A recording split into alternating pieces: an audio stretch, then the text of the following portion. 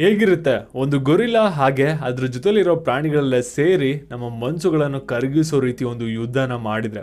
ಯಾಕೆ ಅಂತ ಅಂದರೆ ನಾವು ಇವತ್ತು ನೋಡ್ತಾ ಇರೋ ಮೂವಿಲಿ ಅಷ್ಟೊಂದು ದುಃಖ ತುಂಬಿದೆ. ಈ ಮೂವಿ ನೋಡ್ತಾ ನೋಡ್ತಾ ನಿಮ್ಮ ಕಣ್ಣಲ್ಲಿ ನೀರು ಬರೋದಂತೂ ಗ್ಯಾರಂಟಿ. ಈ ಮೂವಿಯ ಹೆಸರು the one and only Ivan. ಕತೆ ಶುರುವಾದಾಗ ನಮಗೆ ಹೇಳ್ತಾರೆ ಇದೊಂದು ಟ್ರೂ ಸ್ಟೋರಿಯಿಂದ ಇನ್ಸ್ಪೈರ್ ಆಗಿರೋದು ಅಂತ. ಒಂದು ಗೊರಿಲ್ಲಾ ಹೇಳ್ತಾ ಹೋಗುತ್ತೆ, ನಾನೊಂದು ಸರ್ಕಸ್ನಲ್ಲಿ ಕೆಲಸ ಮಾಡ್ತೀನಿ. ನನ್ನ ಈ ಕೆಲಸ ಏನು ಅಂತ ಅಂದರೆ ಜನರಿಗೆ ನನ್ನ ಕೋಪನ ತೋರಿಸಿ ಅವರನ್ನು ಸಂತೋಷಪಡಿಸೋದು. ಹೇಳಬೇಕು ಅಂತ ಅಂದರೆ ನನಗೆ ಕೋಪ ಮಾಡ್ಕೊಳ್ಳೋದು ಅಂದರೆ ಇಷ್ಟ ಇಲ್ಲ, ಆದರೆ ಇದು ನನ್ನ ಕೆಲಸ ಮಾಡಲೇಬೇಕು. ನಾವು ಬಿಗ್ ಟಾಪ್ ಅನ್ನೋ ಒಂದು ಮಾಲ್ನಲ್ಲಿ ಒಂದು ಸಣ್ಣ ಟೆಂಟ್ ಹಾಕ್ಕೊಂಡು ನಮ್ಮ ಸರ್ಕಸನ್ನು ಪರ್ಫಾರ್ಮ್ ಮಾಡ್ತೀವಿ. ನಮ್ಮ ಮಾಸ್ಟರ್ನ ಹೆಸರು ಮ್ಯಾಕ್ ಅಂತ. ಮ್ಯಾಕ್ ತುಂಬಾ ಒಳ್ಳೆಯ ವ್ಯಕ್ತಿ. ಹಾಗೆ ಈ ಸರ್ಕಸ್ನಲ್ಲಿ ನಾನು ಒಬ್ಬನೇ ಅಲ್ಲ ಇರೋದು, ನನ್ನ ಜೊತೆ ನನ್ನ ಫ್ರೆಂಡ್ಗಳು ಕೂಡ ಇದ್ದಾರೆ. ಇದರ ಹೆಸರು ಎನಿಟ್ರಾ ಅಂತ. ಎನಿಟ್ರಾ ಬೇಸ್ಬಾಲ್ ಆಡೋದ್ರಲ್ಲಿ ತುಂಬಾ ಫೇಮಸ್. ಇವನು ಫ್ರ್ಯಾಂಕಿ, ಇವನು ಬಾಲ್ನಲ್ಲಿ ತುಂಬಾ ಪರ್ಫೆಕ್ಟಾಗಿ ಆಟ ಆಡ್ತಾನೆ. ಅದಾದಮೇಲೆ ಇವನ ಹೆಸರು ಮರ್ಫಿ ಅಂತ. ಮರ್ಫಿಗೆ ಫೈರ್ ಇಂಜಿನ್ ಟ್ರಕ್ ಮೇಲೆ ಆಟ ಆಡ್ತಾ ಮಕ್ಕಳನ್ನು ಎಂಟರ್ಟೈನ್ಮೆಂಟ್ ಮಾಡೋದು ಅಂದರೆ ತುಂಬಾ ಇಷ್ಟ. ಇವರ ಹೆಸರು ಆನೆ ಆಗಿರುವಂಥ ಸ್ಟೆಲ್ಲಾ ಅಂತ. ತುಂಬಾ ವಯಸ್ಸಾಗಿದೆ. ಮತ್ತೊಬ್ಬ ಫ್ರೀ ಫ್ರೆಂಡ್ ಆಗಿರುವಂಥ ಸ್ಟ್ರೀಟ್ ಡಾಗ್ನು ಕೂಡ ತೋರಿಸ್ತಾರೆ. ಇದಕ್ಕೆ ಯಾವುದೇ ಥರದ ಹೆಸರು ಇರೋದಿಲ್ಲ. ಇದಾದ ಮೇಲೆ ಬಂದು ತನ್ನ ಕೋಪನ ಎಲ್ಲರಿಗೂ ಕೂಡ ತೋರಿಸ್ತಾ ತುಂಬಾ ಎಂಟರ್ಟೈನ್ಮೆಂಟ್ ಮಾಡ್ತಾನೆ. ಜೂಲಿ ಎಂಬ ಸಣ್ಣ ಹುಡುಗಿ ಆಗಾಗ ಬರ್ತಾ ಇರ್ತಾಳೆ. ಯಾಕೆ ಅಂತ ಅಂದರೆ ಅವರ ತಂದೆ ಸರ್ಕಸ್ನಲ್ಲಿ ಕೆಲಸ ಮಾಡೋದು. ಹಾಗಾಗಿ ಇವಳು ತಾನು ಮಾಡಿರುವಂಥ ಡ್ರಾಯಿಂಗ್ಗಳನ್ನು ಐವಾನ್ಗೆ ತೋರಿಸ್ತಾ ಇರ್ತಾಳೆ. ಇವಳ ತಂದೆ ಆಗಿರುವಂಥ ಜಾರ್ಜ್ ಹಾಗೂ ಮ್ಯಾಕ್ ಮಾತಾಡ್ತಾ ಇರ್ತಾರೋ ಆವಾಗ ನಮಗೆ ಗೊತ್ತಾಗುತ್ತೆ ಜೂಲಿಯಾ ಫ್ಲಾನಿಂಗ್ ಜೂಲಿಯಾ ತಾಯಿಗೆ ಹುಷಾರಿಲ್ಲ ಅಂತ. ಆಗ ಮ್ಯಾಕ್ ಸ್ವಲ್ಪ ದುಡ್ಡನ್ನು ಕೊಟ್ಟು ಹೊಸ ಕ್ರಯಾನ್ಸ್ ಪೆನ್ಸಿಲ್ಗಳನ್ನು ತಗೋ ಅಂತ ಹೇಳ್ತಾನೆ. ತುಂಬ ಸಂತೋಷ ಕೂಡ ಆಗುತ್ತೆ. ಆದರೆ ಈಗೀಗ ಸರ್ಕಸ್ನಲ್ಲಿ ಜನರು ತುಂಬಾ ಕಡಿಮೆ ಸಂಖ್ಯೆಯಲ್ಲಿ ಬರ್ತಾ ಇದ್ದಾರೆ. ಇದರಿಂದ ದುಡ್ಡು ಕೂಡ ತುಂಬ ಕಮ್ಮಿ ಕಲೆಕ್ಟ್ ಆಗ್ತಾ ಇದೆ. ಹಾಗೆ ಇಲ್ಲಿ ಐವನ್ ಮತ್ತು ಸ್ಟೆಲ್ಲಾ ಮಾತಾಡ್ಕೋತಿರ್ತಾರೆ. ಮೊದಲು ನಮ್ಮ ಸರ್ಕಸ್ಗೆ ತುಂಬ ಜನ ಬರ್ತಾ ಇದ್ರು, ಆದರೆ ಇತ್ತೀಚೆಗೆ ತುಂಬ ಕಮ್ಮಿ ಜನ ಬರ್ತಾ ಇದ್ದಾರೆ ಅಂತ. ಆಗ ನಮಗೆ ಗೊತ್ತಾಗುತ್ತೆ ಐವನ್ ಹಾಗೆ ಸ್ಟೆಲ್ಲಾ ತುಂಬ ಕ್ಲೋಸ್ ಫ್ರೆಂಡ್ಸ್ಗಳು. ಯಾಕೆ ಅಂತ ಅಂದರೆ ತುಂಬ ಚಿಕ್ಕ ವಯಸ್ಸಿಂದನೂ ಕೂಡ ಅವ್ರ ಜೊತೆಲೇ ಆಟ ಆಡ್ತಾ ಬೆಳೆದಿರ್ತಾರೆ. ಇಲ್ಲಿ ನೀವು ಒಂದನ್ನು ನೆನಪಿಟ್ಕೊಳ್ಳಬೇಕು, ಮೂವಿಲಿ ಇರುವಂಥ ಮನುಷ್ಯರಿಗೆ ಈ ಪ್ರಾಣಿಗಳ ಭಾಷೆ ಅರ್ಥ ಆಗೋದಿಲ್ಲ. ಮೂವಿನ ನೋಡ್ತಾ ಇರೋ ನಮಗೆ ಮಾತ್ರ ಇವುಗಳ ಭಾಷೆ ಅರ್ಥ ಆಗೋದು. ನಂತರ ಮಾರನೇ ದಿನ ಎಲ್ಲ ತಯಾರಿನೂ ಕೂಡ ಮಾಡಿಕೊಂಡು ಮ್ಯಾಕ್ ಇವನ ಹತ್ರ ಬಂದು ಕೇಳ್ತಾನೆ, ನೀನು ಪರ್ಫಾರ್ಮೆನ್ಸ್ಗೆ ರೆಡಿ ಆಗಿದ್ಯಾ ಅಂತ. ಹಾಗೆ ಇದೇ ಜಾಗದಲ್ಲಿ ನಮಗೆ ತಲಮಾ ಅನ್ನುವಂಥ ಒಂದು ಪ್ಯಾರೆಟ್ನು ಕೂಡ ತೋರಿಸ್ತಾರೆ. ಇದೆಲ್ಲ ಆದಮೇಲೆ ಪ್ರತಿದಿನ ಥರನೇ ಐವನ್ ತನ್ನ ಪರ್ಫಾರ್ಮೆನ್ಸನ್ನು ಮಾಡಿ ಮತ್ತೆ ಸೆಲ್ನ ಒಳಗಡೆ ಬರ್ತಾನೆ. ಜೂಲಿ ಅವನ ಹತ್ತಿರ ಬಂದು ನಾನು ಹೊಸ ಕ್ರಯಾನ್ಸ್ ಪೆನ್ಸಿಲ್ಗಳನ್ನು ತೊಗೊಂಡಿದ್ದೀನಿ, ನನ್ನ ಹತ್ತಿರ ಇರುವಂಥ ಹಳೆಯ ಪೆನ್ಸಿಲ್ಗಳನ್ನು ನಿನಗೆ ಬೇಕು ಅಂತ ಅಂದರೆ ಯೂಸ್ ಮಾಡ್ಕೊ ಅಂತ ಹೇಳಿ ಕ್ರಯಾನ್ಸ್ ಪೆನ್ಸಿಲ್ಗಳನ್ನು ಹಾಗೆ ಸ್ವಲ್ಪ ಪೇಪರ್ಗಳನ್ನು ಕೊಟ್ಟು ಹೋಗ್ತಾಳೆ. ಇದರಿಂದ ಕ್ರಯಾನ್ ಪೆನ್ಸಿಲ್ಗಳನ್ನು ಏನು ಮಾಡ್ಬೋದು ಅಂತ ಐವಾನ್ ಹಾಗೂ ಸ್ಟ್ರೀಟ್ ಡಾಗ್ ಮಾತಾಡಬೇಕಾದ್ರೆ ಅದೇ ಸಮಯಕ್ಕೆ ಸೆಲ್ನ ಒಳಗಡೆ ಇರುವಂಥ ಸ್ಟ್ರೀಟ್ ಡಾಗ್ನ ನೋಡಿ ಮ್ಯಾಕ್ ತುಂಬಾ ಕೋಪ ಮಾಡಿಕೊಂಡು ಸೆಕ್ಯೂರಿಟಿ ಗಾರ್ಡ್ನ ಕರೆದು ಹೇಳ್ತಾನೆ, ನಿನ್ನನ್ನು ಕೆಲಸದಿಂದ ತೆಗಿಬಾರ್ದು ಅಂತ ಅಂದರೆ ಮೊದಲು ಈ ಡಾಗ್ನ ಇಲ್ಲಿಂದ ಓಡಿಸು ಅಂತ. ಸೆಕ್ಯೂರಿಟಿನೂ ಕೂಡ ಅದನ್ನು ಓಡಿಸೋದಕ್ಕೆ ಅಂತ ಬರ್ತಾನೆ. ಆದರೆ ಐವಾನ್ ಮುಂದೆ ಬಂದಿದ್ದರಿಂದ ಎದುರುಕೊಂಡು ವಾಪಸ್ ಹೊರಟೋಗ್ತಾನೆ. ನಂತರ ಐವಾನ್ ಕ್ರಯಾನ್ ಪೆನ್ಸಿಲ್ನ ತಗೊಂಡು ಇವನ ಮುಂದೆ ಇರುವಂಥ ಬೀಟಲ್ ಹುಳನ ನೋಡಿ ಅದನ್ನು ಬಿಡಿಸೋದಕ್ಕೆ ಪ್ರಯತ್ನ ಪಡ್ತಿರ್ತಾನೆ. ಆಗ ಇಲ್ಲಿಗೆ ಸ್ಟ್ರೀಟ್ ಡಾಗ್ ಬಂದು ನೋಡಿ ಹೇಳುತ್ತೆ, ನೀನು ನನ್ನ ಮುಖನ ಬಿಡಿಸೋದಕ್ಕೆ ಪ್ರಯತ್ನ ಪಡ್ತಿದ್ಯಾ ಅಲ್ವಾ ಅಂತ. ಇಲ್ಲ ಅಂತ ಅಂದರೆ ಗೆಸ್ ಮಾಡ್ತಾ ಹೋಗುತ್ತೆ. ಹಾಗಾದರೆ ನೀನು ಆರುವಂಥ ಹಸು ಬಿಡಿಸಿದ್ಯಾ, ಪಾಪ್ಕಾರ್ನ್ ಬಿಡಿಸಿದ್ಯಾ, ಅದು ಇದು ಅಂತ ಏನೇನೋ ಹೇಳ್ತಾ ಇರುತ್ತೆ. ಇದನ್ನು ಕೇಳಿ ಐವನ್ಗೆ ತುಂಬಾ ಬೇಜಾರಾಗುತ್ತೆ. ಇದು ಒಂದು ಬೀಟಲ್ ಹುಳ ಅಂತ ಇದರಿಂದ ಸ್ಟ್ರೀಟ್ ಡಾಗ್ಗೂ ಕೂಡ ಹೇಳುತ್ತೆ, ನೀನು ಇದನ್ನು ಹೇಳಿಲ್ಲ ಅಂದರೆ ನಾನು ಯಾವ ಜನ್ಮಕ್ಕೂ ಕೂಡ ಇದನ್ನು ಕಂಡುಹಿಡಿಯೋದಕ್ಕೆ ಆಗ್ತಾ ಇರಲಿಲ್ಲ ಅಂತ.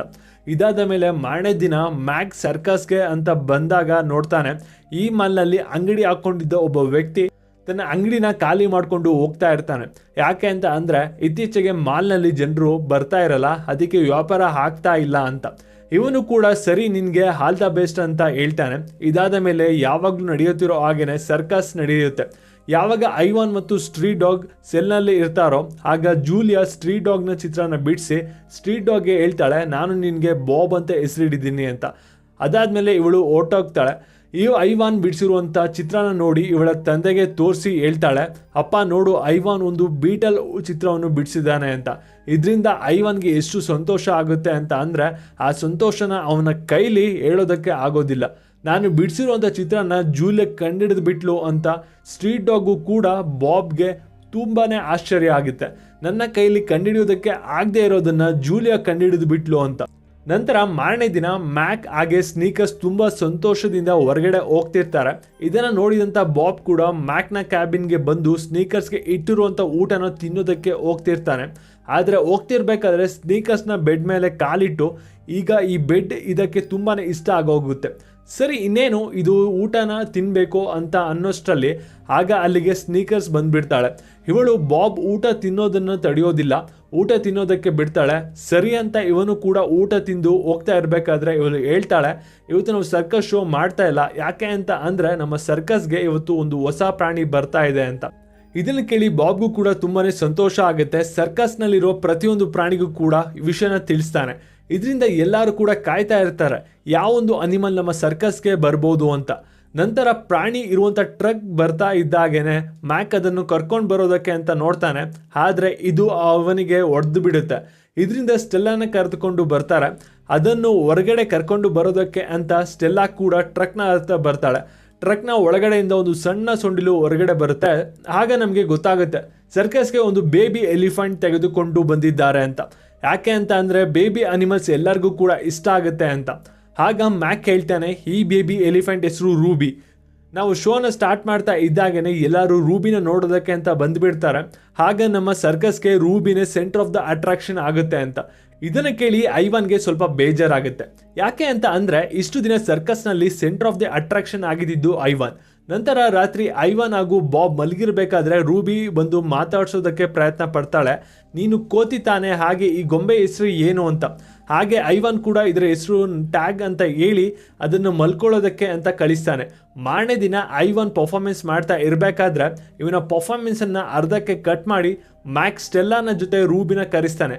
ರೂಬಿನ ನೋಡಿ ಸರ್ಕಸ್ನ ನೋಡೋದಕ್ಕೆ ಅಂತ ಬಂದಿರೋವಂಥ ಜನರು ಎಲ್ಲರೂ ಕೂಡ ತುಂಬಾ ಸಂತೋಷ ಪಡ್ತಾರೆ. ಇದನ್ನು ನೋಡಿ ಐವಾನ್ಗೆ ಸ್ವಲ್ಪ ಬೇಜಾರಾಗುತ್ತೆ. ತಿರ್ಗಾ ರಾತ್ರಿ ಐವಾನ್ ಮತ್ತು ಬಾಬ್ ಮಲಗಿರ್ಬೇಕಾದ್ರೆ ಮತ್ತೆ ರೂಬಿ ಮಾತಾಡ್ಸೋದಕ್ಕೆ ಅಂತ ಬರ್ತಾ ಇರ್ತಾಳೆ. ಹಾಗೆ ಬಿಲ್ ಬೋರ್ಡ್ನಲ್ಲಿ ಐವಾನ್ ಪಕ್ಕ ರೂಬಿಯ ಒಂದು ಪೋಸ್ಟರ್ನು ಕೂಡ ಹಾಕ್ತಾರೆ. ಇದರಿಂದ ಮೊದಲಿನ ತರ ಸರ್ಕಸ್ಗೆ ತುಂಬಾ ಜನ ಬರೋದಕ್ಕೆ ಶುರು ಮಾಡ್ತಾರೆ. ಅದು ಕೂಡ ರೂಬಿನ ನೋಡೋದಕ್ಕೆ ಅಂತ. ಅಂದ್ರೆ ಮ್ಯಾಕ್ ಮಾಡಿದಂತ ಪ್ಲಾನ್ ವರ್ಕ್ ಆಯ್ತು. ಬೇಬಿ ಎಲಿಫೆಂಟ್ ನೋಡೋದಕ್ಕೆ ಜನರು ಬರ್ತಾರೆ ಅಂತ. ಇದೆಲ್ಲದರ ಮಧ್ಯನೂ ಐವಾನ್ಗೆ ಸ್ವಲ್ಪನೂ ಇಂಪಾರ್ಟೆನ್ಸ್ ಅನ್ನೋದೇ ಸಿಗ್ತಾ ಇರೋದಿಲ್ಲ. ಇದರಿಂದ ಐವಾನ್ಗೆ ತುಂಬಾನೇ ಬೇಜಾರಾಗ್ತಾ ಇರುತ್ತೆ. ಹಾಗೆ ಜೂಲಿಯಾ ಕೂಡ ರೂಬಿನ ಮಾತಾಡ್ಸೋದಕ್ಕೆ ಅಂತ ಬಂದಾಗ ನೋಡ್ತಾಳೆ ಸ್ಟೆಲ್ಲಾ ಅದರ ಕಾಲನ್ನು ಏಟಾಗಿರೋ ರೀತಿ ಮೇಲಕ್ಕೆ ಎತ್ಕೊಂಡಿರುತ್ತೆ. ಅದರಿಂದ ಮ್ಯಾಕ್ ಕೂಡ ಬಂದು ಚೆಕ್ ಮಾಡ್ತಾನೆ. ಆದರೆ ಹೊರಗಡೆಯಿಂದ ಗಾಯ ಆಗಿರುವಂಥ ಯಾವ ಗುರುತುಗಳು ಕೂಡ ಸಿಗೋದಿಲ್ಲ. ಅಂದರೆ ಕಾಲಿನ ಒಳಗಡೆ ಎಲ್ಲೋ ಇನ್ಫೆಕ್ಷನ್ ಆಗಿರಬೇಕು, ನಾನು ಡಾಕ್ಟರ್ನ ಕರೆಸ್ತೀನಿ ಅಂತ ಹೇಳ್ತಾ ಇರ್ತಾನೆ. ನಂತರ ರಾತ್ರಿ ಎಲ್ಲರೂ ಕೂಡ ಮಲ್ಕೊಳ್ಳೋದಕ್ಕೆ ರೆಡಿ ಆಗ್ತಾ ಇರಬೇಕಾದ್ರೆ ಸ್ಟೆಲ್ಲಾ ರೂಬಿನ ಮಲ್ಗಿಸೋದಕ್ಕೆ ಅಂತ ಒಂದು ಸ್ಟೋರಿನ ಹೇಳೋದಕ್ಕೆ ಶುರು ಮಾಡ್ತಾಳೆ. ಚಿಕ್ಕವಳಾಗಿರ್ಬೇಕಾದ್ರೆ ಬದಿ ತುಂಬಿರುವಂಥ ಒಂದು ಗುಂಡಿಯಲ್ಲಿ ಒಳಗಡೆ ಬಿದ್ದು ಹೋಗಿದೆ. ಆಗ ಒಬ್ಳು ಸಣ್ಣ ಹುಡುಗಿ ನನ್ನ ನೋಡಿ ಅವರ ಹಳ್ಳಿಯ ಜನರೆಲ್ಲನ ಕರೆಸಿ ನನ್ನನ್ನು ಮೇಲೆ ಬರುವಂಥ ರೀತಿ ಮಾಡಿದ್ಲು ಅಂತ. ಆದರೆ ಬಾಬ್ಗೆ ಮನುಷ್ಯರ ಮೇಲೆ ನಂಬಿಕೆನೇ ಇರೋದಿಲ್ಲ. ಆಗ ಸ್ಟೆಲ್ಲಾ ಹೇಳ್ತಾಳೆ, ಎಲ್ಲ ಮನುಷ್ಯರು ಕೆಟ್ಟವರಾಗಿರೋದಿಲ್ಲ, ಒಬ್ಬೊಬ್ಬರು ಮನುಷ್ಯರಂತೂ ನೀವು ಆಶ್ಚರ್ಯ ಪಡುವಂಥ ಪ್ರೀತಿ ಮಾಡಿಬಿಡ್ತಾರೆ ಅಂತ. ಅದರ ಜೊತೆಯಲ್ಲಿ ಮತ್ತೊಂದು ವಿಷಯವನ್ನು ಕೂಡ ಹೇಳ್ತಾಳೆ, ಆದರೆ ನಾವೆಲ್ಲರೂ ಇರಬೇಕಾಗಿರುವಂಥ ಜಾಗ ಇದಲ್ಲ, ನಮ್ಮ ಮನೆ ಕಾಡು ಅಂತ. ಮಾರನೇ ದಿನ ಮ್ಯಾಕ್ ನೋಡ್ತಾನೆ ಇನ್ನೂ ಕೂಡ ಸ್ಟೆಲ್ಲಾ ಕಾಲು ಸರಿ ಹೋಗಿರೋದಿಲ್ಲ. ಅದಕ್ಕೆ ಇವತ್ತು ರೂಬಿ ಒಬ್ಳೆ ಪರ್ಫಾರ್ಮೆನ್ಸ್ ಮಾಡಬೇಕು ಅಂತ ಹೇಳಿ ರೂಬಿನ ಕರೆಯೋದಕ್ಕೆ ಸ್ಟೇಜ್ ಮೇಲೆ ಬಂದು ಎಲ್ಲ ತಯಾರಿನೂ ಕೂಡ ಮಾಡ್ಕೋತಾ ಇರ್ತಾನೆ. ಆದರೆ ಅದಕ್ಕೆ ರೂಬಿ ಇನ್ನೂ ಕೂಡ ರೆಡಿ ಆಗಿರೋದಿಲ್ಲ, ತುಂಬಾನೇ ಹೆದರ್ಕೊಳ್ತಾ ಇರ್ತಾಳೆ. ಆಗ ಐವಾನ್ ಬಂದು ಇವಳಿಗೆ ಧೈರ್ಯ ಹೇಳ್ತಾನೆ, ನೀನೇನು ಹೆದರ್ಕೊಳ್ಬೇಡ, ಜನ ಎಲ್ಲರೂ ನಿನ್ನನ್ನು ತುಂಬಾನೇ ಪ್ರೀತಿ ಮಾಡ್ತಾರೆ, ನೀನು ಆರಾಮಾಗಿ ಹೋಗಿ ಬಾ ಅಂತ. ಅದರಿಂದ ರೂಬಿನೂ ಕೂಡ ನಿಧಾನವಾಗಿ ಸ್ಟೇಜ್ನ ಮೇಲೆ ಬರ್ತಾಳೆ. ಇದರಿಂದ ಜನ ಎಲ್ಲರೂ ತುಂಬಾನೇ ಸಂತೋಷ ಪಡ್ತಾರೆ. ಹಾಗೆ ರೂಬಿ ಚೆನ್ನಾಗಿ ಮಾಡಿದ್ರಿಂದ ಸ್ಟೆಲ್ಲಾಗೂ ಕೂಡ ಸಂತೋಷವಾಗುತ್ತೆ. ನಂತರ ರಾತ್ರಿ ಸ್ಟೆಲ್ಲಾಗೆ ಹುಷಾರಿರೋದಿಲ್ಲ, ಮಲ್ಕೋತಿರ್ಬೇಕಾದ್ರೆ ಅದರಿಂದ ಐವಾನ್ ರೂಬಿನ ಕರೆದು ನಾನು ನಿನ್ಗೆ ಕ್ಯಾರೆಟ್ ಅನ್ನು ಡ್ರಾಯಿಂಗ್ ಮಾಡಿ ಕೊಡ್ತೀನಿ ಅಂತ ಡ್ರಾಯಿಂಗ್ ಮಾಡಿ ಕೊಡ್ತಾನೆ.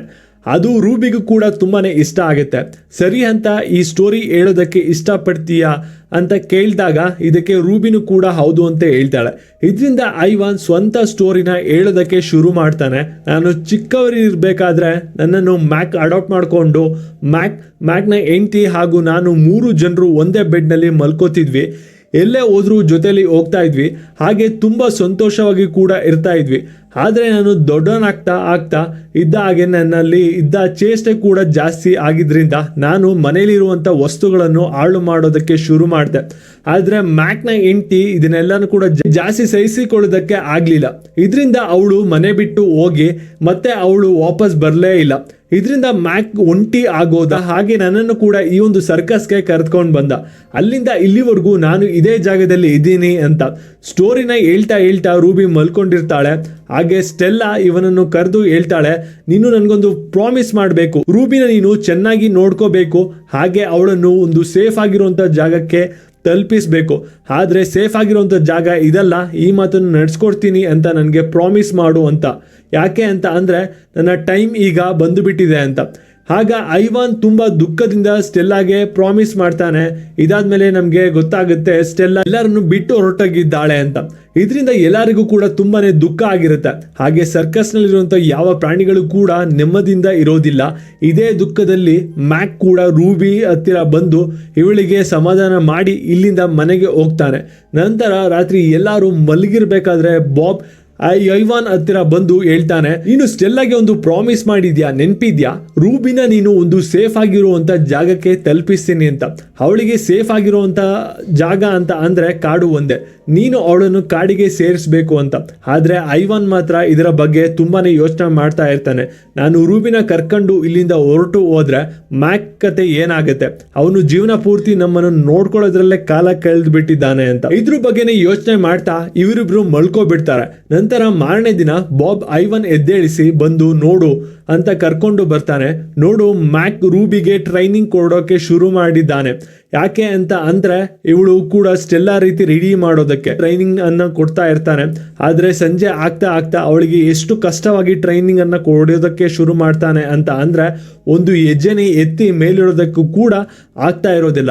ಇದನ್ನು ಜೂಲಿಯಾ ಹಾಗೂ ಐವಾನ್ ಕೂಡ ನೋಡ್ತಾ ಇರ್ತಾರೆ. ಆದ್ರೆ ಇದರ ಬಗ್ಗೆ ಮ್ಯಾಕ್ ಚಿಂತನೆ ಮಾಡ್ತಾ ಇರೋದಿಲ್ಲ. ಯಾರಿಗೆ ಏನ್ ಬೇಕಾದ್ರೂ ಕೂಡ ಆಗ್ಲಿ, ನಾನು ರೂಬಿನ ಟ್ರೈನಿಂಗ್ ಮಾಡಿ ತುಂಬಾ ದುಡ್ಡನ್ನು ಸಂಪಾದನೆ ಮಾಡಬೇಕು ಅಂತ ಅನ್ಕೋಬಿಟ್ಟಿರ್ತಾನೆ. ಜಾರ್ಜ್ ಕೂಡ ಅವನಿಗೆ ಹೇಳ್ತಾ ಇರ್ತಾನೆ, ರೂಬಿಗೆ ತುಂಬಾ ಸುಸ್ತಾಗ್ಬಿಟ್ಟಿದೆ, ಅವಳನ್ನು ಬಿಟ್ಬಿಡು ಅಂತ. ಆದ್ರೂ ಕೂಡ ಅವನು ಬಿಡ್ತಾ ಇರೋಲ್ಲ. ಇದನ್ನೆಲ್ಲ ನೋಡ್ತಾ ಇರುವಂತ ಐವಾನ್ಗಂತೂ ತುಂಬಾನೇ ಕೋಪ ಬಂದ್ಬಿಟ್ಟಿರುತ್ತೆ. ಆಗ ಮ್ಯಾಕ್ ರೂಬಿಗೆ ತುಂಬಾನೇ ಫೋರ್ಸ್ ಮಾಡ್ತಾ ಇರೋದ್ರಿಂದ ಅವನ ಮುಖದ ಮೇಲೆ ಸೀನ್ ಬಿಡ್ತಾಳೆ. ಅವಳು ಸೀನಿದ ಫೋರ್ಸ್ಗೆ ಮ್ಯಾಕ್ನ ತಲೆ ಮೇಲಿದ್ದ ವಿಗ್ ಕೂಡ ಹಾರಿಬಿಡುತ್ತೆ. ಇದರಿಂದ ಅವನಿಗೆ ಸ್ವಲ್ಪ ಅವಮಾನ ಆಗಿ ಅಲ್ಲಿಂದ ಓಟೋಗ್ತಾನೆ. ನಂತರ ಐವಾನ್ ಸೆಲ್ನಲ್ಲಿ ಕೂತ್ಕೊಂಡು ಪೇಪರ್ಗಳ ಮೇಲೆ ಡ್ರಾಯಿಂಗ್ ಮಾಡಿಕೊಂಡು ಶುರು ಮಾಡಿರ್ತಾನೆ. ಹಾಗೆ ಒಂದು ಡ್ರಾಯಿಂಗ್ನ ಬಾಬ್ಗೆ ತೋರಿಸಿ ಇದನ್ನು ಕಂಡಿಡಿ ಅಂತ ಹೇಳ್ತಾನೆ. ಬಾಬ್ ಈಗಲೂ ಕೂಡ ಮೊದಲನೇ ಥರನೇ ಅದು ಇದು ಅಂತ ಏನೋ ಹೇಳ್ತಾ ಇರ್ತಾನೆ. ಇದು ಬೇರೆ ಏನೂ ಅಲ್ಲ, ಇದು ಕೀ. ನಾನು ಈ ಡ್ರಾಯಿಂಗ್ ಅನ್ನು ಜೂಲಿಯಾಗೆ ಕೊಡ್ತೀನಿ. ಆಗ ಜೂಲಿಯಾ ಸೆಕ್ಯೂರಿಟಿ ಗಾರ್ಡ್ನಿಂದ ಕೀನ ತಗೊಂಡು ಬಂದು ನನಗೆ ಕೊಡ್ತಾಳೆ. ಆ ಕೀನ ಉಪಯೋಗಿಸ್ಕೊಂಡು ರೂಬಿ ಸೆಲ್ಗೆ ಹಾಕಿರುವಂಥ ಲಾಕ್ನ ಓಪನ್ ಮಾಡಿ ರೂಬಿನ ಕರ್ಕೊಂಡು ನಾವೆಲ್ಲರೂ ಇಲ್ಲಿಂದ ಹೊರಟೋಗೋಣ ಅಂತ. ಎಲ್ಲಿಗೆ ಹೋಗೋಣ ಅಂತ ಬಾಬ್ನ ಕೇಳಿದಾಗ ಐವಾನ್ ಹೇಳ್ತಾನೆ, ನಮ್ಮ ಮ್ಯಾಲ್ನ ಮುಂದೆ ಒಂದು ಹೈವೇ ಇದೆ, ಆ ಹೈವೇ ದಾಟಿ ಹೋದ್ರೆ ನಮಗೆ ಒಂದು ಕಾರ್ಡ್ ಸಿಗುತ್ತೆ, ನಾವು ಅಲ್ಲಿ ಸೇಫ್ ಆಗಿ ಇರ್ಬೋದು ಅಂತ. ಅದೇ ಸಮಯಕ್ಕೆ ರೂಬಿ ಕೂಡ ಬಂದು ಹೇಳ್ತಾಳೆ, ಐವಾನ್ಗೆ ನನಗೆ ನಿದ್ದೆ ಬರ್ತಾ ಇಲ್ಲ, ಪ್ಲೀಸ್ ಯಾರಾದರೂ ಒಂದು ಸ್ಟೋರಿನ ಹೇಳ್ತೀಯಾ ಅಂತ. ಸರಿ ಅಂತ ಹೇಳಿ ಐವಾನ್ ಕೂಡ ಈ ಕಥೆನ ಹೇಳೋದಕ್ಕೆ ಶುರು ಮಾಡ್ತಾನೆ. ಒಂದೂರಲ್ಲಿ ಒಂದು ಸರ್ಕಸ್ ಇತ್ತು. ಆ ಸರ್ಕಸ್ನಲ್ಲಿ ಮುದ್ದಾಗಿರುವಂಥ ಒಂದು ಬೇಬಿ ಎಲಿಫೆಂಟ್ ಇತ್ತು. ಆ ಬೇಬಿ ಎಲಿಫೆಂಟ್ಗೆ ಸರ್ಕಸ್ನಲ್ಲಿರೋದು ಸ್ವಲ್ಪನೂ ಇಷ್ಟ ಇರಲಿಲ್ಲ. ಕಾಡಿನಲ್ಲಿ ಸ್ವಾತಂತ್ರ್ಯವಾಗಿ ಇರಬೇಕು ಅನ್ನೋದು ಅದರ ಆಸೆ ಅಂತ. ಇದನ್ನು ರೂಬಿನೂ ಕೂಡ ಕೇಳ್ತಾ, ಹಾಗಾದರೆ ಆ ಬೇಬಿ ಎಲಿಫೆಂಟ್ಗೆ ಸ್ವಾತಂತ್ರ್ಯ ಸಿಗ್ತಾ ಅಂತ, ಅದು ಕಾಡಿಗೆ ಹೋಗಿ ತಲುಪ್ತಾ ಅಂತ. ಆಗ ಐವಾನ್ ಹೇಳ್ತಾನೆ, ಹೌದು, ಖಂಡಿತ ಹೋಗಿ ತಲುಪಿತು. ಯಾಕೆ ಅಂತ ಅಂದ್ರೆ ಆ ಬೇಬಿ ಎಲಿಫೆಂಟ್ಗೆ ಒಂದು ಗೊರಿಲ್ಲಾ ಫ್ರೆಂಡ್ ಇತ್ತು ಅಂತ. ಹೇಳ್ಬೇಕು ಅಂತ ಅಂದ್ರೆ ಐವಾನ್ಗೆ ರೂಬಿಗೆ ನಂಬಿಕೆ ಬರ್ಸ್ತಾ ಇರ್ತಾನೆ, ನಾನು ನಿನ್ನ ಕಾಡಿಗೆ ಕರ್ಕೊಂಡು ಹೋಗ್ತೀನಿ ಅಂತ. ನಂತರ ಮಾರನೇ ದಿನ ಜೂಲಿಯಾ ಸರ್ಕಸ್ ಒಳಗಡೆ ಬರ್ತಾ ಇದ್ದಾಗೇನೆ ಅವಳಿಗೆ ಕೀನ ಡ್ರಾಯಿಂಗ್ ನ ತೋರಿಸ್ತಾ ಇರ್ತಾನೆ. ಅದನ್ನು ಜೂಲಿಯಾ ಕೂಡ ನೋಡ್ತಾ ಇವನೇನು ಅರ್ಥ ಮಾಡ್ಕೊಳ್ಬೇಕು ಅಂತ ಅನ್ನೋಷ್ಟರಲ್ಲಿ ಅಲ್ಲಿಗೆ ಮ್ಯಾಕ್ ಬಂದು ಡ್ರಾಯಿಂಗ್ ಅನ್ನು ನೋಡಿ ಆಶ್ಚರ್ಯ ಪಡ್ತಾನೆ. ಐವನ್ ಇದನ್ನು ಬಿಡಿಸಿದ್ದಾನೆ ಅಂತ ಅದಕ್ಕೆ ಸಮಯಕ್ಕೆ ಇವನಿಗೆ ಒಂದು ಐಡಿಯಾ ಕೂಡ ಬಂದ್ಬಿಡುತ್ತೆ. ಐವನ್ ಡ್ರಾಯಿಂಗ್ ಮಾಡಿರುವಂಥ ಕಲೆಯನ್ನು ಇಟ್ಕೊಂಡು ನಾನು ತುಂಬಾನೇ ದುಡ್ಡು ಸಂಪಾದನೆ ಮಾಡ್ಬೋದು, ಈ ವಿಷಯನ ನಾನು ನ್ಯೂಸ್ ನಲ್ಲೂ ಕೂಡ ಬರೋ ರೀತಿ ಮಾಡ್ತೀನಿ ಅಂತ. ಅದೇ ರೀತಿ ಐವಾನ್ ಡ್ರಾಯಿಂಗ್ ಮಾಡೋದನ್ನು ನ್ಯೂಸ್ನಲ್ಲಿ ಎಲ್ಲ ಬಂದು ಬಿಡುತ್ತೆ. ಅಂದರೆ ಒಂದು ರೀತಿ ಈಗ ಐವಾನ್ ಇವಾಗ ತುಂಬಾ ಫೇಮಸ್ ಆಗೋಗಿರ್ತಾನೆ. ಅದರಿಂದ ಸರ್ಕಸ್ಗೆ ತುಂಬ ಜನ ಬಂದುಬಿಟ್ಟಿರ್ತಾರೆ ಐವಾನ್ ಡ್ರಾಯಿಂಗ್ ಮಾಡೋದನ್ನು ನೋಡೋದಕ್ಕೆ ಅಂತ. ನಂತರ ಮ್ಯಾಕ್ಸ್ ಸ್ಟೇಜ್ನ ಮೇಲೆ ಬಂದು ತುಂಬ ಬಿಲ್ಡಪ್ಪನ್ನು ಕೂಡ ಕೊಡ್ತಾನೆ. ನನ್ನ ಫ್ರೆಂಡ್ ಆಗಿರುವಂಥ ಐವಾನ್ ಡ್ರಾಯಿಂಗ್ ಮಾಡಿ ನಿಮ್ಮೆಲ್ಲರನ್ನು ಕೂಡ ಆಶ್ಚರ್ಯಪಡಿಸ್ತಾನೆ ಅಂತ. ಆದರೆ ಯಾವಾಗ ಇವನು ಐವಾನ್ ಡ್ರಾಯಿಂಗ್ ಮಾಡೋದನ್ನು ಜನರಿಗೆ ತೋರಿಸೋದಕ್ಕೆ ನೋಡ್ತಾನೋ ಆಗ ಐವಾನ್ಗೆ ಡ್ರಾಯಿಂಗ್ ಮಾಡೋದಕ್ಕೆ ಸ್ವಲ್ಪನೂ ಕೂಡ ಇಷ್ಟ ಆಗೋದಿಲ್ಲ, ಡ್ರಾಯಿಂಗ್ ಮಾಡೋದಿಲ್ಲ ಅನ್ನೋ ರೀತಿ ಸಿಗ್ನಲ್ ಕೊಟ್ಬಿಡ್ತಾನೆ. ಇದ ಮ್ಯಾಕ್ನ ಪ್ಲಾನ್ ಫೇಲ್ ಆಗಿ ಶೋ ಕೂಡ ಫ್ಲಾಪ್ ಆಗುತ್ತೆ. ಅದೇ ಬೇಜಾರಿನಲ್ಲಿ ಇವನು ಐವಾನ್ ಹತ್ತಿರ ಬಂದು ಕೇಳ್ತಾ ಇರ್ತಾನೆ, ಯಾಕೆ ಈ ರೀತಿ ಮಾಡಿದೆ, ನಾನು ತುಂಬಾ ದುಡ್ಡನ್ನು ಸಂಪಾದನೆ ಮಾಡೋದಕ್ಕೆ ಅಂತ ಇದ್ದಂಥ ಒಂದೇ ಒಂದು ಚಾನ್ಸ್ ಅದು ರೂಬಿನ ಮುಂದೆ ಇಟ್ಕೊಂಡು ಜಾಸ್ತಿ ದಿನ ನಾವು ಸಂಪಾದನೆ ಮಾಡೋದಕ್ಕೆ ಆಗೋದಿಲ್ಲ ಅಂತ. ಅದೇ ಸಮಯಕ್ಕೆ ಐವನ್ನ ಸೆಲ್ನಲ್ಲಿ ಇರುವಂಥ ಬಾಬ್ನ ನೋಡಿ ಇವನಿಗೆ ತುಂಬಾ ಕೋಪ ಬಂದು, ನಾಳೆ ನಾನು ಬರುವಷ್ಟರಲ್ಲಿ ಆ ಡಾಗ್ ಇನ್ನೂ ಕೂಡ ಸೆಲ್ನಲ್ಲಿ ಒಳಗಡೆ ಇದ್ರೆ ನಿನಗೆ ಈ ಕೆಲಸ ಇರೋದಿಲ್ಲ ಅಂತ ಹೇಳ್ತಾನೆ. ಐವಾನ್ ಒಂದು ಪ್ಲಾನ್ ಮಾಡಿ ಬಾಬ್ಗೆ ಹೇಳ್ತಾನೆ, ನನಗೆ ನಿನ್ನ ಸಹಾಯ ಬೇಕು ಅಂತ. ಈ ಕಡೆ ಸೆಕ್ಯೂರಿಟಿ ಬಾಬ್ನ ಹಿಡಿಯೋದಕ್ಕೆ ಬಲೆನ ರೆಡಿ ಮಾಡ್ಕೋತಾ ಇರಬೇಕಾದ್ರೆ ಬಾಬ್ ಹಿಂದೆಯಿಂದ ಬಂದು ಅವನಿಗೆ ಕಚ್ಚಿ ಸೆಕ್ಯೂರಿಟಿನ ಹಿಂದೆ ಬರೋ ರೀತಿ ಮಾಡ್ತಾನೆ. ಆಗ ಸೆಕ್ಯೂರಿಟಿ ಸೆಲ್ ಹತ್ರ ಬಂದು ನೋಡಿದ್ರೆ ಮೇಲ್ಗಡೆ ಐವಾನ್ ಮಲಗಿರ್ತಾನೆ. ಇದರಿಂದ ಕೀನ ತಗೊಂಡು ಬಂದು ಸೆಲ್ನ ಓಪನ್ ಮಾಡಿ ಇನ್ನೇನು ಬಾಬ್ನ ಹಿಡಿಬೇಕು ಅಂತ ಅನ್ಕೊಳ್ಳೋಷ್ಟರಲ್ಲಿ ಐವಾನ್ ಇಲ್ಲಿಗೆ ಬಂದು ಸೆಕ್ಯೂರಿಟಿನ ಎದುರಿಸಿ ಅವನನ್ನು ಅನ್ಕಾನ್ಷಿಯಸ್ ಮಾಡಿ ಸೆಲ್ಗಳ ಒಳಗಡೆನೆ ಲಾಕ್ ಮಾಡಿಬಿಡ್ತಾನೆ. ಹಾಗೆ ಅಲ್ಲಿಂದ ರೂಬಿನ ಬಿಡಿಸಿ ಕರ್ಕೊಂಡು ಹೋಗೋದಕ್ಕೆ ಅಂತ ಬಂದಾಗ ಅನ್ಸುತ್ತೆ ಎಲ್ಲ ಪ್ರಾಣಿಗಳನ್ನು ಕರೆದುಕೊಂಡು ಹೋದ್ರೆ ಒಳ್ಳೆಯದು ಅಂತ. ಇದರಿಂದ ಕರ್ಕೊಂಡು ಹೋಗ್ಬೇಕಾದ್ರೆ ಬಾಬ್ ಸ್ಪೀಕರ್ನು ಕೂಡ ಕರಿತಾನೆ, ಕೂಡ ನಮ್ಮ ಜೊತೆ ಬಾ ನಾವು ಕಾಡಿಗೆ ಹೊರಟೋಗೋಣ ಅಂತ. ಆದರೆ ಅದಕ್ಕೆ ಸ್ನೀಕರ್ಸ್ ಒಪ್ಪಿಕೊಳ್ಳೋದಿಲ್ಲ. ಕಾಡಿನಲ್ಲಿ ನನಗೆ ಸ್ವಲ್ಪ ಹೊತ್ತು ಕೂಡ ಇರೋದಕ್ಕೆ ಆಗೋದಿಲ್ಲ ಅಂತ. ಅದರಿಂದ ನಾನು ಉಳಿದಿರುವ ಪ್ರಾಣಿಗಳ ಹೊರಗಡೆ ಹೋಗೋದಕ್ಕೆ ನೋಡ್ತಾ ಇರಬೇಕಾದ್ರೆ ಐವಾನ್ ನೋಡ್ತಾನೆ ಡೋರ್ ಲಾಕ್ ಆಗಿದೆ ಅಂತ. ಆಗ ಬಾಬ್ ಬಂದು ಇವನಿಗೆ ನೆನಪಿಸ್ತಾನೆ, ನಿನಗೆ ಎಷ್ಟು ಪವರ್ ಇದೆ ಅಂತ ನಿನಗೆ ಗೊತ್ತಿಲ್ಲ ಅಂತ. ಅದರಿಂದ ಐವಾನ್ ಡೋರ್ನ ಒಡೆದು ಎಲ್ಲರನ್ನೂ ಹೊರಗಡೆ ಬಂದು ನೋಡಿದ್ರೆ ಮಾಲ್ನ ಮುಂದೆ ಇರುವಂಥ ಹೈವೇ ದಾಟಿದ್ರೆ ಕಾಡು ಸಿಗುತ್ತೆ. ಫಸ್ಟ್ ಟೈಮ್ ಇವರೆಲ್ಲರೂ ಕೂಡ ಹೊರಗಡೆ ಬಂದಿರೋದಕ್ಕೆ ತುಂಬಾನೇ ಸಂತೋಷ ಪಡ್ತಾರೆ. ಅದೇ ಸಮಯಕ್ಕೆ ಈ ಕಡೆ ಸೆಕ್ಯೂರಿಟಿ ಮ್ಯಾಕ್ಗೆ ಕಾಲ್ ಮಾಡಿ ಹೇಳ್ತಾನೆ ಐವಾನ್ ಅನ್ನು ಲಾಕ್ ಮಾಡಿ ಹೊರಟೋಗಿದ್ದಾನೆ ಅಂತ. ಈಗ ಸರ್ಕಸ್ನಲ್ಲಿ ಯಾವ ಪ್ರಾಣಿಗಳು ಕೂಡ ಇಲ್ಲ ಅಂತ. ಈ ಕಡೆ ಇವರಿಗೆ ನಮಗೆಲ್ಲರಿಗೂ ಕೂಡ ಸ್ವಾತಂತ್ರ್ಯ ಸಿಕ್ಕಿದೆ ಅಂತ ತುಂಬಾನೇ ಸಂತೋಷ ಆಗ್ತಾ ಇರುತ್ತೆ. ತುಂಬಾ ಎಕ್ಸೈಟ್ಮೆಂಟ್ ಕಾಡಿನಲ್ಲಿ ಕಡೆಗೆ ಹೋಗ್ತಾ ಇರಬೇಕಾದ್ರೆ ಮರ್ಫಿಯ ಟ್ರಕ್ ಹಿಂದೆ ಸಿಕ್ಕಾಕೊಂಡಿರುತ್ತೆ.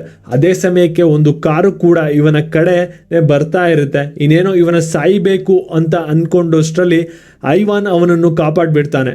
ಆದರೆ ಮರ್ಫಿಯ ಟ್ರಕ್ ನಾಶ ಆಗೋಗುತ್ತೆ. ಟ್ರಕ್ ನಾಶ ಆದರೂ ಪರವಾಗಿಲ್ಲ, ಮರ್ಫಿ ಪ್ರಾಣ ಉಳಿತಲ್ಲ ಅಂತ ಎಲ್ಲರಿಗೂ ಕೂಡ ತುಂಬಾನೇ ಸಂತೋಷ ಆಗುತ್ತೆ. ಸಂತೋಷದಲ್ಲಿ ಮುಂದೆ ಸಾಕ್ತಾ ಬಂದು ನೋಡಿದ್ರೆ ಎಲ್ಲರೂ ತುಂಬಾನೇ ಡಿಸಪಾಯಿಂಟ್ಮೆಂಟ್ ಆಗಿ ಹೋಗ್ತಾರೆ. ಯಾಕೆ ಅಂತ ಅಂದರೆ ಇಲ್ಲಿಗೆ ಕಾಡು ಮುಗ್ದೋಗಿರುತ್ತೆ. ಆ್ಯಕ್ಚುಲಿ ಹೇಳ್ಬೇಕು ಅಂತ ಅಂದರೆ ಹೈವೇ ಮುಂದೆ ಇರುವಂಥ ಒಂದು ಸಣ್ಣ ಕಾಡು ಇದು ಅಷ್ಟೇ. ಇದರಿಂದ ಐವಾನ್ ಕೂಡ ಯೋಚನೆ ಮಾಡ್ತಾ ಇರ್ತಾನೆ, ಏನಿದು ಈಗಾಗೋಯ್ತಲ್ಲ ಅಂತ. ಅದೇ ಸಮಯಕ್ಕೆ ಯಾರೋ ಗೊತ್ತಾಗಿ ಅವರನ್ನು ಎದುರಿಸೋಕೆ ಅಂತ ಹೋದಾಗ ಇವನಿಗೆ ಗೊತ್ತಾಗುತ್ತೆ ಅದು ಬೇರೆ ಯಾರೂ ಅಲ್ಲ, ಮ್ಯಾಕ್ ಅಂತ. ಐವಾನ್ಗಂತೂ ಮ್ಯಾಕ್ನ ಜೊತೆ ಮಾತಾಡೋದಕ್ಕೆ ಸ್ವಲ್ಪನೂ ಕೂಡ ಇಷ್ಟ ಇರೋದಿಲ್ಲ. ಆಗ ಮ್ಯಾಕ್ಗೆ ಅರ್ಥ ಆಗುತ್ತೆ ಎಲ್ಲ ಪ್ರಾಣಿಗಳು ಕೂಡ ಇಲ್ಲೇ ಇದ್ದಾವೆ ಅಂತ. ನಂತರ ಇವನು ಐವಾನ್ಗೆ ಹೇಳೋದಕ್ಕೆ ಶುರು ಮಾಡ್ತಾನೆ, ಇದು ನಿಮ್ಗೆಲ್ಲರಿಗೂ ಕೂಡ ಸೇಫ್ ಆಗಿರುವಂಥ ಜಾಗ ಅಲ್ಲ, ಎಸ್ಪೆಷಲಿ ಇಲ್ಲಿ ರೂಬಿ ತುಂಬ ಡೇಂಜರಲ್ಲಿ ಇದ್ದಾಳೆ, ನಡೀರಿ ನಾವೆಲ್ಲರೂ ಮತ್ತೆ ಸರ್ಕಸ್ಗೆ ಹೊರಟೋಗೋಣ ಅಂತ. ಈಗ ಐವಾನ್ಗೆ ಇದನ್ನು ಬಿಟ್ಟು ಬೇರೆ ದಾರಿಯನ್ನು ಕೂಡ ಕಾಣೋದಿಲ್ಲ. ನಂತರ ಜಾರ್ಜ್ ಸರ್ಕಸ್ಗೆ ಅಂತ ಬಂದಾಗ ನಡೆದಿರುವಂಥ ಎಲ್ಲ ವಿಷಯವನ್ನು ಇವನಿಗೆ ಗೊತ್ತಾಗುತ್ತೆ. ಹಾಗೆ ಪ್ರಾಣಿಗಳು ಹೊರಗಡೆ ಕಾಡಿಗೆ ಹೋಗೋದಕ್ಕೆ ಬಯಸುತ್ತಿದ್ದಾವೆ ಅಂತ ಇವನಿಗೆ ಗೊತ್ತಾಗಿ ತುಂಬಾನೇ ದುಃಖ ಪಡ್ತಾನೆ. ರೂಬಿ ಮತ್ತೊಂದ್ಸಲ ಕತೆ ಹೇಳು, ನಿದ್ದೆ ಬರ್ತಾ ಇಲ್ಲ ಅಂತ ಕೇಳ್ತಾಳೆ. ಅದರಿಂದ ಐವಾನ್ ಕೂಡ ಮತ್ತೆ ತನ್ನದೇ ಸ್ಟೋರಿನ ಹೇಳೋದಕ್ಕೆ ಶುರು ಮಾಡ್ತಾನೆ. ನಾನು ಮ್ಯಾಕ್ಸ್ ಸಿಗೋದಕ್ಕಿಂತ ಮುಂಚೆ ನಾನು ಕಾಡಿನಲ್ಲಿ ಬದಿಯ ಸಹಾಯದಿಂದ ಕಲ್ಲಿನ ಮೇಲೆ ಪೇಂಟ್ ಮಾಡ್ತಾ ಇದ್ದೆ. ಹಾಗೆ ನಾನು ಗೋರಿಲ್ಲಾ ಫ್ಯಾಮಿಲಿ ಜೊತೆ ಇದ್ದೆ. ಪ್ರತಿದಿನ ನನ್ನ ತಂದೆ ಒಂದು ಗೋರಿಲ್ಲಾ ಹೇಗೆ ಬಿಹೇವ್ ಮಾಡಬೇಕು ಅಂತ ಹೇಳಿಕೊಡ್ತಾ ಇದ್ರು. ನನ್ನ ಕೈಲಿ ಅದನ್ನೆಲ್ಲ ಮಾಡೋದಕ್ಕೆ ಆಗ್ತಾ ಇರಲಿಲ್ಲ. ಆದರೂ ಕೂಡ ನನ್ನ ತಂದೆ ನನ್ನನ್ನು ತುಂಬ ಪ್ರೀತಿ ಮಾಡ್ತಾ ಇದ್ರು. ಇದಾದಮೇಲೆ ನನ್ನ ತಂಗಿ ಆಗಿರುವಂಥ ಟ್ಯಾಗ್ನ ಜೊತೆ ಆಟ ಆಡೋದು ಅಂತ ಅಂದರೆ ತುಂಬಾ ಇಷ್ಟ ಆಗ್ತಾ ಇತ್ತು. ಇದರಿಂದ ನನ್ನ ತಂಗಿಯ ನೆನಪಲ್ಲಿ ನಾನು ಈ ಗೊಂಬೆಗೆ ಟ್ಯಾಗ್ ಅಂತ ಹೆಸರು ಇಟ್ಟಿರೋದು. ಯಾಕೆ ಅಂತ ಅಂದರೆ ಇದು ನನ್ನ ತಂಗಿಯ ನೆನಪಿಸುತ್ತೆ. ನನ್ನ ತಂಗಿಯ ಸ್ಥಾನವನ್ನು ಪಡೆದುಕೊಳ್ಳೋದಕ್ಕೆ ಆಗೋದಿಲ್ಲ. ನಾನು ಪೇಂಟಿಂಗನ್ನು ಮಾಡ್ತಾ ಇರಬೇಕಾದ್ರೆ ನನ್ನ ತಂದೆಗೆ ಮನುಷ್ಯರ ಬರ್ತಾ ಇರೋವಂಥ ಶಬ್ದ ಕೇಳಿ ನನ್ನನ್ನು ಕರ್ಕೊಂಡು ಎಲ್ಲ ಗೊರಿಲಾಗಳ ಜೊತೆ ಓಡೋದಕ್ಕೆ ಶುರು ಮಾಡಿದ್ರು. ಇದಾದ್ಮೇಲೆ ನನ್ನನ್ನು ಒಂದು ಮರದ ಮೇಲೆ ಕೂರಿಸಿ ಮನುಷ್ಯರನ್ನು ಎದುರಿಸೋದಕ್ಕೆ ಅಂತ ಬಂದಾಗ ಮನುಷ್ಯರು ನನ್ನ ತಂದೆನ ಸಾಯಿಸ್ಬಿಟ್ರು. ಅದಾದ ಫ್ಯಾಮಿಲಿ ಕಾಣಿಸ್ಲೇ ಇಲ್ಲ. ಆದ್ಮೇಲೆ ಬಾಬ್ಗೆ ಇನ್ನೂ ಕೂಡ ಕೋಪ ಬಂದ್ಬಿಡ್ತು. ಇದೇ ಕಾರಣಕ್ಕೆ ನಾನು ಮನುಷ್ಯರು ಅಂದ್ರೆ ಇಷ್ಟ ಆಗೋದಿಲ್ಲ ಅಂತ. ನನ್ನ ಸ್ಟೋರಿ ಕೇಳಿ ಇವರೆಲ್ಲರಿಗೂ ಕೂಡ ತುಂಬಾನೇ ಬೇಜಾರಾಗೋಗ್ಬಿಡುತ್ತೆ. ನಂತರ ಮಾರನೇ ದಿನ ಎಂದಿನ ಥರನೇ ಒಂದು ನಾರ್ಮಲ್ ಆಗಿರುವಂಥ ಸರ್ಕಸ್ನ ದಿನ ಶುರುವಾಗುತ್ತೆ. ಇಲ್ಲಿ ಎಲ್ಲ ಪ್ರಾಣಿಗಳು ಕೂಡ ತುಂಬಾನೇ ಬೇಜಾರ್ನಲ್ಲಿ ಇರ್ತವೆ. ಮ್ಯಾಕ್ ಕೂಡ ನೊಂದಿರ್ತಾನೆ. ನಂತರ ಇಲ್ಲಿಗೆ ಜೂಲಿಯಾ ಬಂದು ಆಂಟಿ ನನಗೋಸ್ಕರ ಪೇಂಟ್ ಬಾಕ್ಸ್ಗಳನ್ನು ಕೊಡಿಸಿದ್ದಾಳೆ ಅಂತ ಕೊಡ್ತಾಳೆ. ಇದಾದ್ಮೇಲೆ ಅವಳು ಅಳೋದಕ್ಕೆ ಶುರು ಮಾಡ್ತಾಳೆ. ನನಗೆ ಗೊತ್ತಾಯಿತು ನೀವೆಲ್ಲರೂ ಪ್ರಾಣಿಗಳು ಸೇರಿ ಕಾಡಿಗೆ ಹೋಗೋದಕ್ಕೆ ಬಯಸ್ತಾ ಇದ್ದೀರಾ ಅಂತ. ನನ್ನ ಕೈಲಿ ಎಲ್ಪ್ ಆಗೋದಿದ್ರೆ ಖಂಡಿತ ಮಾಡ್ತೀನಿ ಅಂತ. ಆಗ ಅವಳು ಮಾಡಿರುವಂತ ಡ್ರಾಯಿಂಗ್ ಅನ್ನು ಕೂಡ ತೋರಿಸ್ತಾಳೆ. ಐವನ್ ರಾತ್ರಿ ನೀರನ್ನು ನೋಡ್ತಾ ಇರ್ಬೇಕಾದ್ರೆ ಇವನು ಚಿಕ್ಕೋನ್ ಇರ್ಬೇಕಾದ್ರೆ ಬದಿಲಿ ಪೇಂಟಿಂಗ್ ಮಾಡ್ತಾ ಇರ್ತಾನೆ. ಅದು ನೆನಪಾಗುತ್ತೆ. ಹಾಗೆ ಜೂಲಿಯಾ ತಂದು ಕೊಟ್ಟಿರುವಂತ ಪೇಂಟ್ ಬಾಕ್ಸ್ಗಳನ್ನು ನೋಡಿ ಸರ್ಕಸ್ನಿಂದ ಕಾಡಿಗೆ ಹೋಗೋದಕ್ಕೆ ಒಂದು ಕೊನೆಯ ದಾರಿ ಇವನಿಗೆ ಸಿಗುತ್ತೆ. ಅದರಿಂದ ಇವನು ಪರ್ಫಾರ್ಮ್ ಮಾಡುವಂಥ ಸ್ಟೇಜ್ನ ಮೇಲೆ ಬಂದು ಅಲ್ಲಿರುವಂಥ ಗ್ಲಾಸ್ನ ಮೇಲೆ ಪೇಂಟಿಂಗ್ ಮಾಡೋದಕ್ಕೆ ಶುರು ಮಾಡ್ತಾನೆ. ಈ ಕಡೆ ಮ್ಯಾಕ್ ಕೂಡ ಸರ್ಕಸ್ ಕಡೆಗೆ ಬರ್ತಾ ಇರ್ತಾನೆ. ಹಾಗೆ ಐವನ್ ನಿರಂತರವಾಗಿ ಪೇಂಟಿಂಗನ್ನು ಮಾಡ್ತಾ ಇರ್ತಾನೆ. ಇವನು ಏನು ಪೇಂಟಿಂಗನ್ನು ಮಾಡ್ತಾ ಇದ್ದಾನೆ ಅಂತ ನಮಗೆ ತೋರಿಸೋದಿಲ್ಲ. ಹಾಗೆ ಇಷ್ಟೊತ್ತಿಗೆ ಜನರು ಕೂಡ ಸರ್ಕಸ್ಗೆ ಬಂದು ತಲುಪಿರ್ತಾರೆ ಐವನ್ ಮಾಡುವಂಥ ಪೇಂಟಿಂಗ್ನ ನೋಡೋದಕ್ಕೆ ಅಂತ. ಅದೇ ಸಮಯಕ್ಕೆ ಇಲ್ಲಿಗೆ ಒಬ್ಬರು ನ್ಯೂಸ್ ರಿಪೋರ್ಟರು ಬಂದು ಮ್ಯಾಕ್ನ ಕೇಳ್ತಾರೆ, ನಿನ್ನೆ ರಾತ್ರಿ ನಿಮ್ಮ ಸರ್ಕಸ್ನಿಂದ ಪ್ರಾಣಿಗಳು ತಪ್ಪಿಸಿಕೊಂಡು ಹೋಗಿದ್ದವು ಅಂತ ಅನ್ನೋ ನ್ಯೂಸ್ ಬಂದಿದೆ ಅಂತ. ಇದು ನಿಜನಾ ಅಂತ. ಇವನು ಮಾತ್ರ ಅದನ್ನು ಒಪ್ಕೊಳ್ಳೋದಕ್ಕೆ ರೆಡಿ ಆಗೋದಿಲ್ಲ. ನಿಮಗೆ ಯಾರೋ ಸುಳ್ಳು ಸುದ್ದಿ ತಲುಪಿಸಿರ್ಬೋದು, ನೀವು ಅದನ್ನೆಲ್ಲ ಬಿಟ್ಟು ನೀವು ನಮ್ಮ ಶೋನ ಶುರು ಆಗ್ತಿದೆ ಅದನ್ನು ನೋಡಿ ಅಂತ ಮಾತನ್ನು ಮರೆಸೋದಕ್ಕೆ ನೋಡ್ತಿರ್ತಾನೆ. ನಂತರ ಇವನು ಚಾರ್ಜ್ ಹಾಗೂ ಜೂಲಿ ಹತ್ತಿರ ಬಂದು ಹೇಳ್ತಾನೆ, ನ್ಯೂಸ್ ರಿಪೋರ್ಟರ್ ಬಂದಿದ್ದಾರೆ, ನಿನ್ನೆ ಪ್ರಾಣಿಗಳು ತಪ್ಪಿಸಿಕೊಂಡು ಹೋಗಿರುವಂಥ ವಿಷಯವನ್ನು ಯಾವುದೇ ಕಾರಣಕ್ಕೂ ಅವರಿಗೆ ಹೇಳ್ಬೇಡಿ ಅಂತ. ಇದಾದ ಮೇಲೆ ಸರ್ಕಸ್ ಶೋ ಶುರುವಾಗುತ್ತೆ. ಆ ಪ್ರಾಣಿಗಳು ಅವರ ಪರ್ಫಾರ್ಮೆನ್ಸ್ ಅನ್ನು ಮಾಡೋದಕ್ಕೆ ಶುರು ಮಾಡುತ್ತಾರೆ. ಆಗ ರೂಬಿ ಬಾಬ್ಗೆ ಹೇಳ್ತಾಳೆ, ಐವನ್ ಹುಷಾರಾಗಿದ್ದಾನೆ, ಹೋಗಿ ನೋಡ್ಕೊಂಡು ಬಾ ಅಂತ. ಐವನ್ ಮಾಡಿರುವಂಥ ಪೇಂಟಿಂಗ್ನ ನೋಡಿ ದಂಗಾಗಿ ನಿಂತ್ಕೊಂಡು ಬಿಡ್ತಾನೆ. ಈ ಕಡೆ ಸರ್ಕಸ್ನಲ್ಲಿ ರೂಬಿಯ ಪರ್ಫಾರ್ಮೆನ್ಸು ಕೂಡ ಮುಗ್ತಾ ಇದ್ದಾಗೆ ಕೊನೆಯದಾಗಿ ಉಳಿದಿರುವಂಥ ಪರ್ಫಾರ್ಮೆನ್ಸ್ ಅದು ಒನ್ ಆ್ಯಂಡ್ ಓನ್ಲಿ ಐವನ್ದು. ಅದರಿಂದ ಐವನ್ ಇರುವಂಥ ಸ್ಟೇಜ್ ಓಪನ್ ಮಾಡಿ ಜೂಲಿಯಾ ಅಲ್ಲಿ ಲೈಟನ್ನು ಹಾಕ್ತಾಳೆ. ಅಲ್ಲಿ ಐವನ್ ಬಿಡಿಸಿರುವಂಥ ಚಿತ್ರಗಳನ್ನು ನೋಡಿ ಪ್ರತಿಯೊಬ್ಬರು ಕೂಡ ತುಂಬಾ ಸೈಲೆಂಟ್ ಆಗಿ ಹೋಗ್ತಾರೆ. ಅದರಲ್ಲಿ ಮ್ಯಾಕ್ ಕೂಡ. ಯಾಕೆ ಅಂತ ಅಂದರೆ ಇವನು ಅಷ್ಟೊಂದು ಸುಂದರವಾಗಿ ಕಾಡಿನ ಚಿತ್ರವನ್ನು ಬಿಡಿಸಿರ್ತಾನೆ. ಇದು ಒಂದು ಮ್ಯಾಜಿಕ್ಗಿಂತ ಏನು ಕಡಿಮೆ ಇರೋದಿಲ್ಲ. ಇದನ್ನು ನೋಡಿ ಎಲ್ಲರೂ ತುಂಬ ಸಂತೋಷ ಪಡ್ತಾ ಇರ್ತಾರೆ. ಆದರೆ ಐವನ್ಗೆ ಮಾತ್ರ ಖುಷಿ ಆಗೋದಿಲ್ಲ. ನಾನು ಏನು ಬಿಡಿಸಿದ್ದೇನೆ ಅನ್ನೋದನ್ನು ಜನರು ಅರ್ಥ ಮಾಡ್ಕೊಳ್ತಾ ಇಲ್ಲ ಅಂತ. ಆಗ ಜೂಲಿಯಾ ಆ ಡ್ರಾಯಿಂಗನ್ನು ನೋಡಿ ಏನನ್ನು ನೋಟಿಸ್ ಮಾಡ್ತಾಳೆ, ಅದನ್ನ ಆಗಿರುವಂಥ ಚಾರ್ಜ್ ಹತ್ರ ಬಂದು ಹೇಳ್ತಾಳೆ, ಐವನ್ ಬಿಡಿಸಿರುವಂಥ ಕಾಡಿನ ಚಿತ್ರ ಅರ್ಥ ಬೇರೆ ಏನೂ ಅಲ್ಲ, ಅದು ಐವನ್ ಮತ್ತು ಅವನ ಫ್ರೆಂಡ್ಸ್ ಕಾಡಿಗೆ ಹೋಗ್ಬೇಕು ಬಯಸ್ತಾ ಇದ್ದಾರೆ ಅಂತ. ಇದನ್ನು ಕೇಳಿ ಜಾರ್ಜ್ಗೂ ಕೂಡ ಸ್ವಲ್ಪ ಶಾಕ್ ಆಗುತ್ತೆ. ಆದರೆ ಐವಾನ್ ಕೈಯಲ್ಲಿ ಏನೂ ಇಲ್ಲ, ಏನು ಮಾಡೋದಕ್ಕೆ ಆಗೋದಿಲ್ಲ. ಆಗ ಇವಳು ಹೇಳ್ತಾಳೆ, ಅಲ್ಲಿ ಒಬ್ಬರು ರಿಪೋರ್ಟರ್ ಬಂದಿದ್ದಾರೆ, ಅವರಿಗೆ ಈ ವಿಷಯನ ತಿಳಿಸಿದ್ರೆ ಐವಾನ್ ಹಾಗೆ ಅವನ ಫ್ರೆಂಡ್ಸ್ಗಳು ಕಾಡಿಗೆ ಹೋಗೋದಕ್ಕೆ ಹೆಲ್ಪ್ ಮಾಡ್ತಾರೆ ಅಂತ. ಆಗ ಚಾರ್ಜ್ ಕೂಡ ಸ್ವಲ್ಪ ಯೋಚನೆ ಮಾಡಿ ಒಂದು ಒಳ್ಳೆ ನಿರ್ಧಾರವನ್ನು ತಗೊಂಡು ಆಯಿತು ಹೋಗಿ ಹೇಳು ಅಂತ ಜೂಲಿಯಾಗೆ ಹೇಳ್ತಾನೆ. ಈ ವಿಷಯ ಜೂಲಿಯಾ ಕೂಡ ಒಂದು ರಿಪೋರ್ಟರ್ಗೆ ಹೇಳ್ತಾಳೆ. ನಂತರ ಮಾರನೇ ದಿನ ಐವನ್ ಹಾಗೂ ಐವನ್ ಫ್ರೆಂಡ್ಸ್ಗಳು ಎದ್ದು ನೋಡಿದ್ರೆ ಹೊರಗಡೆ ಜನರುಗಳೆಲ್ಲ ಕೂಗಾಡ್ತಾ ಇರುವಂತ ಶಬ್ದ ಕೇಳಿಸ್ತಾ ಇರುತ್ತೆ. ಮ್ಯಾಕ್ ಕೂಡ ನ್ಯೂಸ್ ಅಲ್ಲಿ ನೋಡ್ತಾ ಇರ್ತಾನೆ. ಐವನ್ ಹಾಗೂ ಅವನ ಫ್ರೆಂಡ್ಸ್ಗಳೆಲ್ಲ ಕಾಡಿಗೆ ಹೋಗೋದಕ್ಕೆ ಬಯಸ್ತಾ ಇರೋದನ್ನು ನ್ಯೂಸ್ ನಲ್ಲಿ ಹೇಳ್ತಾ ಇರ್ತಾರೆ. ಇದನ್ನು ನೋಡಿ ಜನರು ಸರ್ಕಸ್ ನಡೀತಾ ಇರುವಂತ ಮಾಲ್ನ ಮುಂದೆ ಬಂದು ಸ್ಟ್ರೈಕ್ ಮಾಡೋದಕ್ಕೆ ಶುರು ಮಾಡ್ತಾರೆ. ಐವಾನ್ ಹಾಗೂ ಅವನ ಫ್ರೆಂಡ್ಸ್ಗಳು ಫ್ರೀ ಮಾಡಿ ಕಾಡಿಗೆ ಕಳಿಸಿ ಅಂತ. ಇದನ್ನು ನೋಡ್ತಾ ಇರುವಂತ ಐವಾನ್ ಅಂತೂ ತುಂಬಾನೇ ಸಂತೋಷ ಆಗುತ್ತೆ. ಹಾಗೆ ಇದನ್ನು ನೋಡಿ ಜಾರ್ಜ್ ಹಾಗೂ ಜೂಲಿಯಾ ಕೂಡ ತುಂಬಾ ಸಂತೋಷ ಆಗುತ್ತೆ. ಅಂದ್ರೆ ಐವಾನ್ ಮಾಡಿರುವಂತ ಪ್ಲಾನ್ ಸಕ್ಸಸ್ಫುಲ್ ಆಗಿ ವರ್ಕ್ ಆಯ್ತು. ಈಗ ಐವಾನ್ ಹಾಗೂ ಅವನ ಫ್ರೆಂಡ್ಸ್ ಗಳಿಗೆ ಸರ್ಕಸ್ ನಿಂದ ಮುಕ್ತಿ ಸಿಕ್ತು, ಕಾಡಿಗೆ ಕಳಿಸ್ತಾರೆ ಅಂತ. ಹಾಗೆ ಇಷ್ಟು ಹೊತ್ತಿಗೆ ಮ್ಯಾಕ್ಗೂ ಕೂಡ ಅರ್ಥ ಆಗೋಗಿತ್ತು, ಇದನ್ನೆಲ್ಲ ಮೀರಿ ನಾನು ಸರ್ಕಸ್ ಅನ್ನು ಮಾಡೋದಕ್ಕೆ ಆಗೋದಿಲ್ಲ, ಮಾಡಿದ್ರು ಕೂಡ ಅದನ್ನು ನೋಡೋದಕ್ಕೆ ಯಾರು ಬರೋದಿಲ್ಲ ಅಂತ. ಹೀಗೆ ಒಂದು ದಿನ ಕಳೆದು ಹೋಗುತ್ತೆ. ನಂತರ ನಮ್ಗೆ ಮಾರನೇ ದಿನ ತೋರಿಸ್ತಾರೆ. ಮ್ಯಾಕ್ ತುಂಬಾ ಬೇಜಾರಾಗಿ ಮಾಡ್ಕೊಂಡಿರ್ತಾನೆ. ಪ್ರಾಣಿಗಳನ್ನೆಲ್ಲ ಕರೆದುಕೊಂಡು ಹೋಗೋದಕ್ಕೆ ಒಂದಷ್ಟು ಡಾಕ್ಟರ್ಸ್ಗಳು ಬಂದಿರ್ತಾರೆ. ನಂತರ ಬಾಬ್ ಐವಾನ್ ಹತ್ರ ಬಂದಾಗ ಐವಾನ್ ಇವನ ತಂಗಿಯ ನೆನಪಿಗೆ ಅಂತ ಒಂದು ಗೊಂಬೆನ ಇಟ್ಕೊಂಡಿದ್ನಲ್ಲ, ಅವನ ಬಾಬ್ಗೆ ಕೊಡ್ತಾನೆ. ಇದನ್ನು ನೀನು ನನ್ನ ನೆನಪಿಗೋಸ್ಕರ ಇಟ್ಕೋ ಅಂತ. ಈಗ ಇವರಿಬ್ರು ಸ್ವಲ್ಪ ಹೊತ್ತು ಎಮೋಷನಲ್ ಆಗಿಬಿಡ್ತಾರೆ. ಯಾಕೆ ಅಂತ ಅಂದರೆ ಇವತ್ತೇ ಇವರಿಬ್ರು ಕೊನೆಯದಾಗಿ ಸಿಗುವಂಥ ದಿನ. ಮುಂದೆ ಇವರಿಬ್ರು ಯಾವತ್ತಾದರೂ ಸಿಗ್ತಾರೋ ಇಲ್ವೋ ಅಂತನೂ ಗೊತ್ತಿಲ್ಲ.